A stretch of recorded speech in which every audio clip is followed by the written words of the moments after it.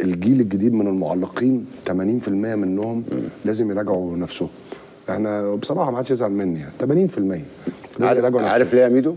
عارف ليه؟ هل مش عارف ايه اللي حصل؟ لا يعني عشان انت عايز. بس انا على فكره يعني حنا تدور في كل حاجه مش كتعليق بس يعني التعليق بصراحه عشان انت عايز 80% من المعلقين لازم يراجعوا نفسهم. زمان الزملكاوي عارف كابتن ميمي الشربيني ايه؟ اهلاوي، بس تقدر تزعل منه؟ لا بيذيع كوره، بيذيع كوره. لكن انت دلوقتي المذيع وهو قاعد انا عايز اكسب يا الاهلاويه يا الزملكاويه، فخلاص بالتالي انت قسمت وما بقتش عايز اسمعك. ده مش لو دخلت نفسك في مشاكل يعني. طبعا ومش في التعليق بس ميدو، في كل انت علق من غير حسابات هتلاقي الامور مشيت معاك كويس. صح.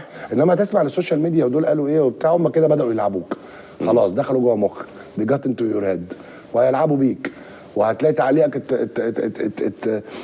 تعليقك او تحليلك او بتاع عشان يعملوا البالانس باخدك من هنا. خلاص هو مش في التعليق بس، تعليق وتحليل واعلام. خلي بالك انت لغايه دلوقتي يا باشا ما فيش غير الكابتن ايمن الكاشف، لكن الراجل التاني بيتكرب ده ايه الدوري في عقبه. ريح باشا دماغنا مصدعه. ولا مره والله مع مستر كوبر اللي انا افتكره 3 سنين و7 شهور احنا اشتغلناهم عمري ما صلاح يعني تدخل ولا قال ما تاخدوا فلان. المره الوحيده اللي بعض اللاعبين مش بعض، كل كباتن اللعيبه اللي اتكلموا ساعه حماده طلبه لما احنا مسافرين بطوله افريقيا لما كنا 23 لعيب فقط لا غير، هي دي اللي قال لك ايه، طب الراجل هو راجل ممكن تحصل اي اصابات ممكن كذا، وهو شارك معانا طول التصفيات. لا ممكن انت مش واخده كان عشان يلعب خالص.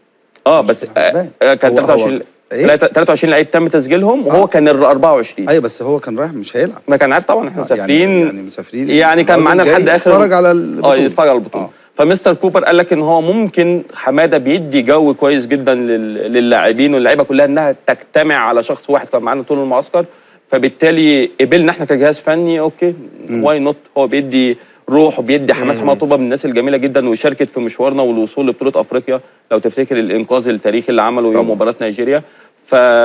فممكن اللعيب طبعا انك تسمع للعيب، ولكن القرار لازم يكون من الجهاز الفني والمدير الفني في الاخر. يا عيني عليك يا ابو صلاح يا فخر العرب والاخلاق العاليه، يا عيني عليك يا سلالك ما بيدخل. امال مين اللي بيجيب كوكا يلعب في المنتخب وعمر جاب؟ ما كفايه كدب بقى، ما كفايه كدب بقى.